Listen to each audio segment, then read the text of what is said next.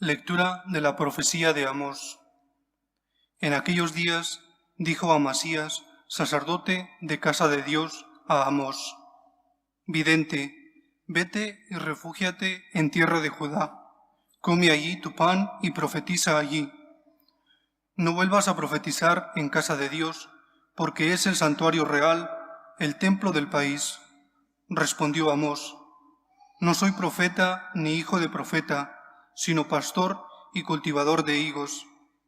El Señor me sacó de junto al rebaño y me dijo: Ve y profetiza a mi pueblo de Israel. Palabra de Dios. Te alabamos, Señor. Muéstranos, Señor, tu misericordia y danos tu salvación. Muéstranos, Señor, tu misericordia y danos tu salvación. Voy a escuchar lo que dice el Señor. Dios anuncia la paz a su pueblo y a sus amigos. La salvación está ya cerca de sus fieles, y la gloria habitará en nuestra tierra. Muéstranos, Señor, tu misericordia y danos tu salvación. La misericordia y la fidelidad se encuentran, la justicia y la paz se besan, la fidelidad brota de la tierra y la justicia mira desde el cielo. Muéstranos, Señor, tu misericordia y danos tu salvación. El Señor nos dará lluvia y nuestra tierra dará su fruto. La justicia marchará ante Él, la salvación seguirá sus pasos. Muéstranos, Señor, tu misericordia y danos tu salvación.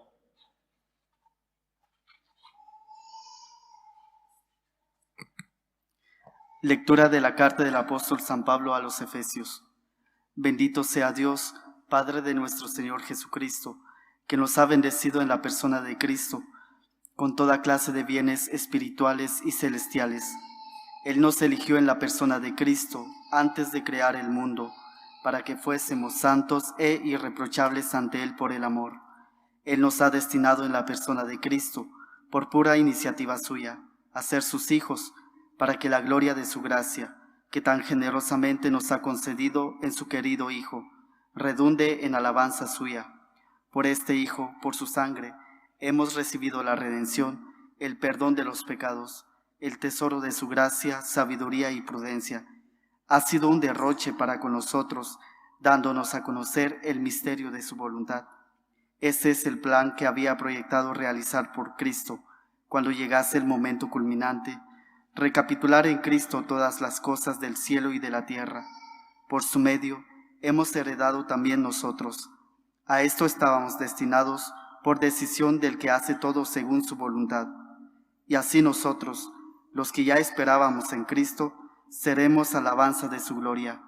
Y también vosotros, que habéis escuchado la palabra de verdad, el evangelio de vuestra salvación, en el que creísteis, habéis sido marcados por Cristo con el Espíritu Santo prometido, el cual es prenda de nuestra herencia, para liberación de su propiedad, para alabanza de su gloria. Palabra de Dios. Te alabamos, Señor. Aleluya, aleluya. El Señor es nuestro Rey. Aleluya, aleluya. El Señor es nuestro Rey. El Señor esté con vosotros. Lectura del Santo Evangelio según San Marcos. En aquel tiempo llamó Jesús a los 12 y los fue enviando de dos en dos, dándoles autoridad sobre los espíritus inmundos. Les encargó que llevaran para el camino un bastón y nada más, pero ni pan, ni alforja, ni dinero suelto en la faja, que llevasen sandalias, pero no una túnica de repuesto. Y añadió: Quedaos en la casa donde entréis, hasta que os vayáis de aquel sitio. Y si un lugar no os recibe ni os escucha, al marcharos, sacudíos el polvo de los pies, para probar su culpa. Ellos salieron a predicar la conversión, echaban muchos demonios, ungían con aceite a muchos enfermos y los curaban. Palabra del Señor.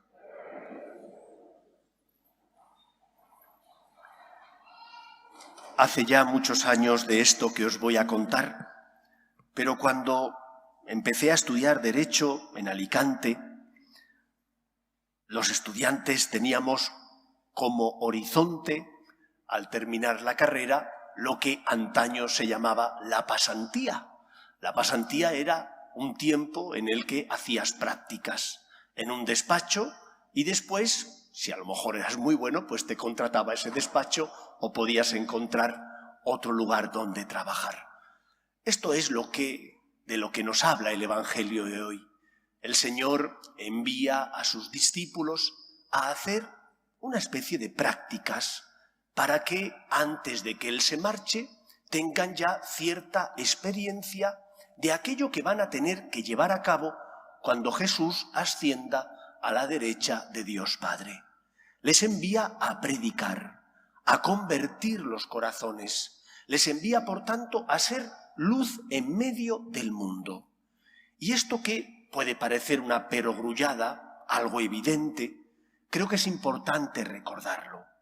Porque, como decía Jean Guiton cuando escribió ese libro Silencio sobre lo esencial, yo tengo la impresión de que a veces en nuestra Iglesia se habla de muchas cosas que son importantes, pero se calla y hay un gran silencio sobre cosas que son más importantes y fundamentales.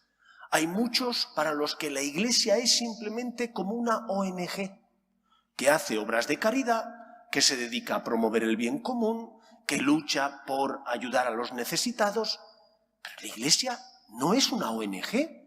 La Iglesia es una institución formada por Cristo, creada por el Señor, para llevar a cabo principalmente una misión: llevar el Evangelio, la esperanza y el amor de Dios, la conversión y el perdón de los pecados al corazón de todos los hombres.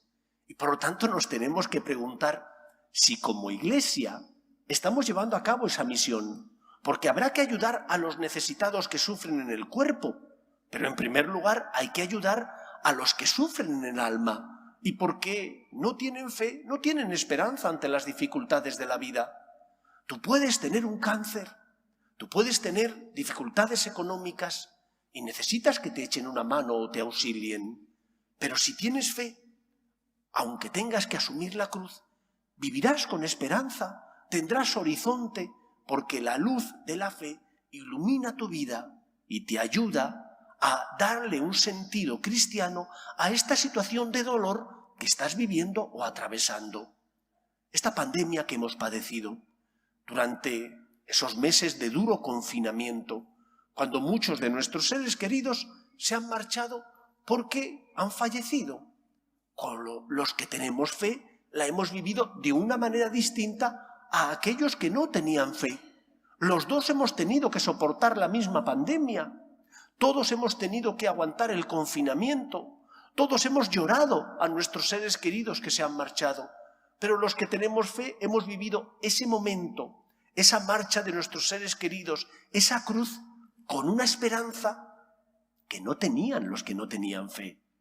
Y esto es lo que hoy, en primer lugar, nos recuerda la Iglesia, que ha sido fundada por Cristo para llevar la fe, la esperanza y el amor, el perdón de los pecados al corazón de todos los hombres.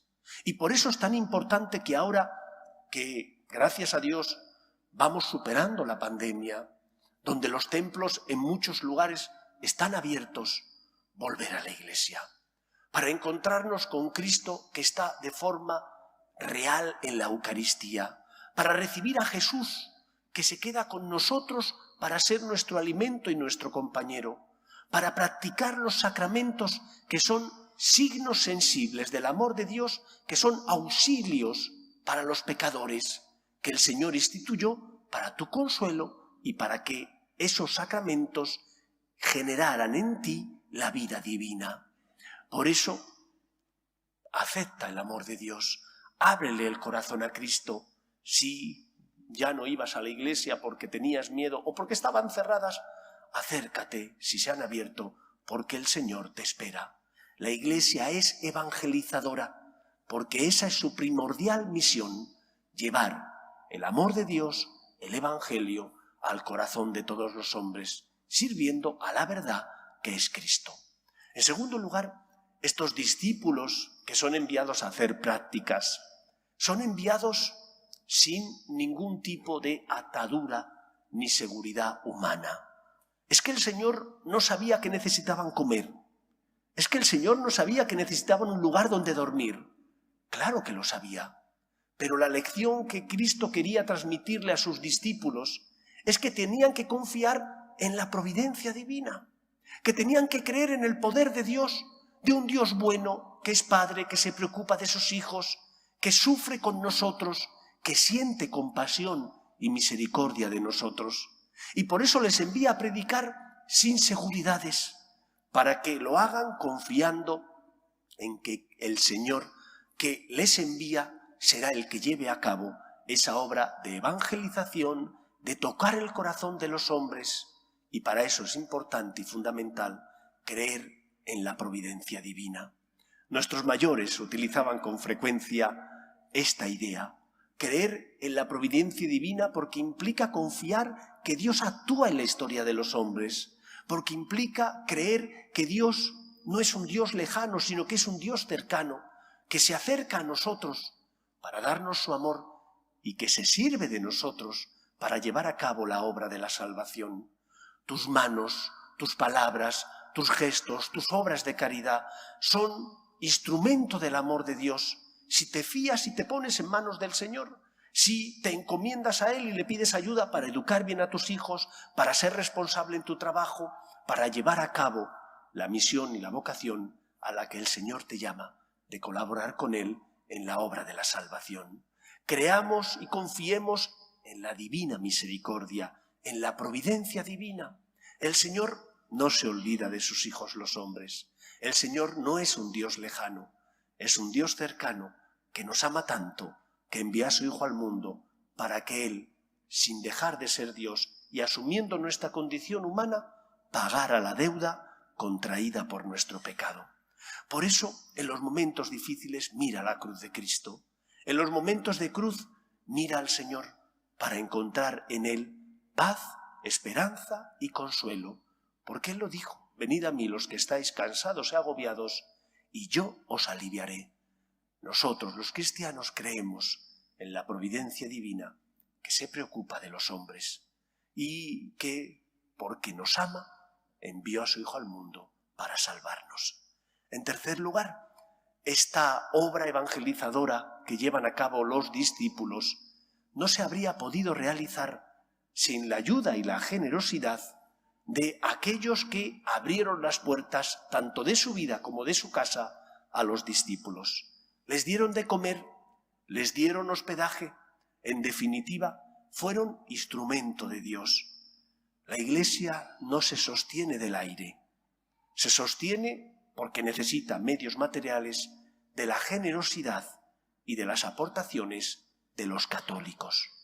Si queremos una Iglesia libre, una Iglesia que luche por defender la dignidad de la persona y por lo tanto por señalar que hay leyes que van en contra del bien común, como la ley del aborto, o la ley a favor de la eutanasia, o la ley de experimentación en embriones, necesitamos una Iglesia que sea independiente, que no dependa del dinero que recibe de los poderes públicos.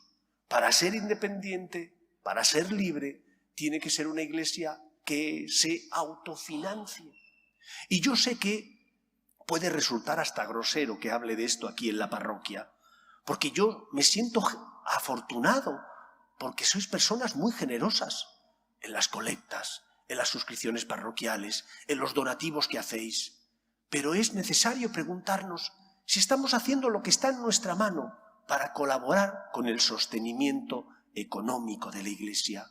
¿Queremos una Iglesia libre? Tenemos que luchar para que sea autosuficiente, para que no dependa del dinero que recibe del Estado y, por lo tanto, para que pueda ser fiel a Cristo, que es la verdad que nos lleva a la vida. Pero para que la Iglesia exista necesita medios materiales, junto con los espirituales que Dios nos ha dado, necesita medios materiales. Por eso es importante, por una parte, señalar la X cuando hago la declaración de la renta. A veces nos lo ponen difícil. Yo cuando tuve que hacerla hace unas semanas, tuve que entrar a modificar el borrador que me habían enviado, porque ahí no aparecía señalado la X a la Iglesia y a fines sociales. Y tuve que hacer un esfuerzo, pero merece la pena. Merece la pena contribuir económicamente en la medida de nuestras posibilidades para colaborar con Dios, que no colaboras con el cura, colaboras con Dios, con la Iglesia de Dios, para colaborar con Dios en la obra de la salvación, cada uno aportando lo que esté en su mano desde el punto de vista económico y desde el punto de vista espiritual.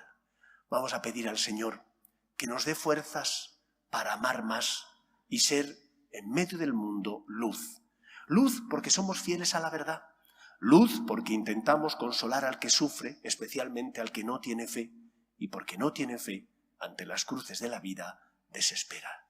El Señor envió a sus discípulos, se sirvió de ellos, y el Señor nos pide ayuda a nosotros para que nosotros, como miembros del cuerpo místico de Cristo, seamos también luz en medio del mundo, esperanza y consuelo de los que sufren en el cuerpo, pero sobre todo en el alma. Que el Señor pueda contar con nosotros.